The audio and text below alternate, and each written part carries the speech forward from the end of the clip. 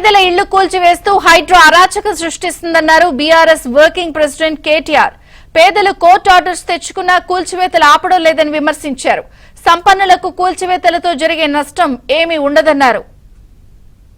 హైడ్రా అరాచకం వల్ల ఇవాళ హైదరాబాద్ లోని మధ్యతరగతి ప్రజలు, దిగువ మధ్యతరగతి ప్రజలు, ఎందుకంటే బలిసిన వాళ్ళకి ఏం కాదు, ఎప్పుడు వాళ్ళు మంచిగానే ఉంటారు.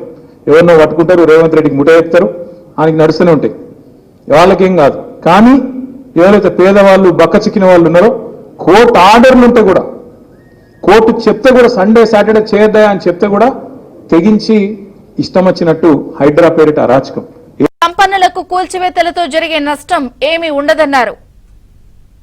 హైడ్రా అరాచకం వల్ల ఇవాళ హైదరాబాద్ లోని మధ్యతరగతి ప్రజలు, దిగువ మధ్యతరగతి ప్రజలు, ఎందుకంటే బలిసిన వాళ్ళకి ఏం కాదు, ఎప్పుడు వాళ్ళు మంచిగానే ఉంటారు.